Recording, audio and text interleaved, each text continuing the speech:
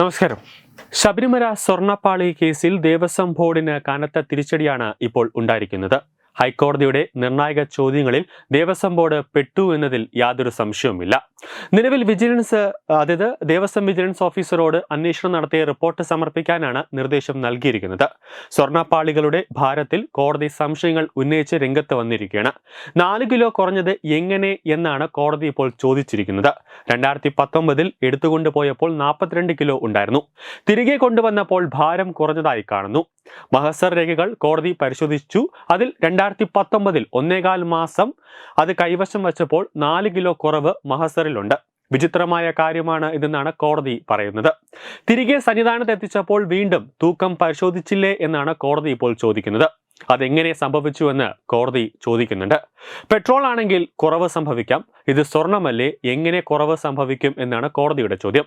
കേസുമായി ബന്ധപ്പെട്ട് മുഴുവൻ രേഖകളും ഹൈക്കോടതിയുടെ ദേവസ്വം ബെഞ്ച് ബുധനാഴ്ച പരിശോധിച്ചതിന് ശേഷമാണ് കോടതി ചോദ്യങ്ങൾ ഉയർത്തിയത്. ഇതിനുശേഷമാണ് ദേവസ്വം വിജിലൻസ് അന്വേഷണത്തിന് ഉത്തരവിട്ടത്.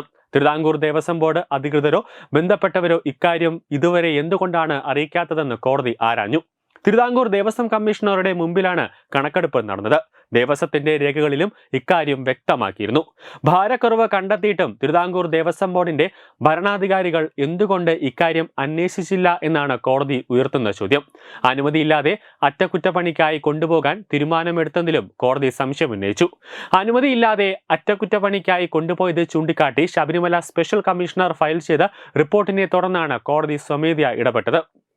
ശബരിമല ശ്രീകോവിലിന് ഇരുവശത്തുമുള്ള ദ്വാരപാലക ശില്പങ്ങളിലെ അറ്റകുറ്റപ്പണിക്കായി അയച്ച സ്വർണ്ണപ്പാളികൾ ഉടൻ തിരികെ എത്തിക്കാൻ ഹൈക്കോടതി ഉത്തരവിട്ടിരുന്നു. ശബരിമല സ്പെഷ്യൽ കമ്മീഷണറെയും ഹൈക്കോടതിയും ഒന്നും തന്നെ അറിയിക്കാതെ സ്വർണ്ണപ്പാളികൾ സംസ്ഥാനം വിട്ടതിൽ നടപടിയെടുക്കാതിരിക്കാൻ കാരണമുണ്ടെങ്കിൽ അറിയിക്കാനും നിർദ്ദേശിച്ചിരുന്നു. ഇത്തരം പ്രവർത്തനങ്ങൾക്ക് ഹൈക്കോടതിയുടെ അനുമതി തേടണമെന്നുള്ള നിർദ്ദേശം പാലിക്കപ്പെട്ടിട്ടില്ല എന്ന് ചൂണ്ടിക്കാട്ടിയാണ് ഉത്തരവ്. ശബരിമല ദ്വാരപാലക ശില്പങ്ങൾക്ക് സ്വർണ്ണപീഠം കൂടി നിർമ്മിച്ച് നൽകുന്നതിനായി സ്പോൺസർ ഉണ്ണികൃഷ്ണൻ പോറ്റി ബുധനാഴ്ച പ്രതികരിച്ചിരുന്നു.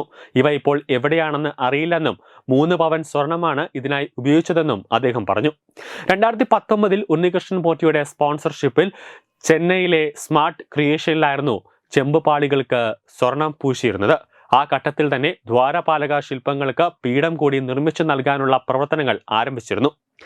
ചെന്നൈയിലെ സ്ഥാപനം തന്നെയാണ് പീഠം നിർമ്മിച്ചത്. 3 പവൻ സ്വർണമാണ് ഉപയോഗിച്ചത്. മറ്റു ലോഹങ്ങളും അതുകൂടി ചേരുന്നതായിരുന്നു ഈ പീഠം. കോവിഡ് നിയന്ത്രണങ്ങളുള്ള സമയമായതിനാൽ ഒരു കൂട്ടം ഭക്തരെ ഏൽപ്പിച്ച് സന്നിധാനത്ത് എത്തിക്കുകയായിരുന്നു.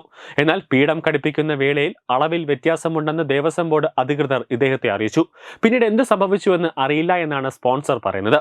ശബരിമലയിലെ സ്ട്രോങ് റൂമിൽ പീഠമുണ്ടോ അതല്ല നൽകിയ ഭക്തർക്ക് തന്നെ തിരികെ നൽകിയോ എന്നതിലും വ്യക്തത വരേണ്ടതുണ്ട്. പീഠം നൽകിയതായും അളവിലെ വ്യത്യാസം കാരണം ദ്വാരപാലക ശില്പത്തിൽ ഘടിപ്പിക്കാൻ സാധിച്ചില്ല എന്നും മാത്രമാണ് അറിയാനായതെന്നാണ് സ്പോൺസർ പറയുന്നത്. ഇതുമായി ബന്ധപ്പെട്ട് ഒരു വിവരവും കഴിഞ്ഞ 6 വർഷമായി തനിക്കില്ല എന്നാണ് അദ്ദേഹം വ്യക്തമാക്കുന്നത്.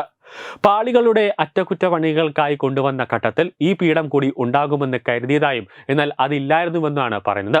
3 ആഴ്ചക്കകം റിപ്പോർട്ട് നൽകണമെന്നാണ് വിജിലൻസ് ദേവസ്വത്തിന് ഹൈക്കോടതിയുടെ ഒരു നിർദ്ദേശം നൽകിയിരിക്കുന്നത്.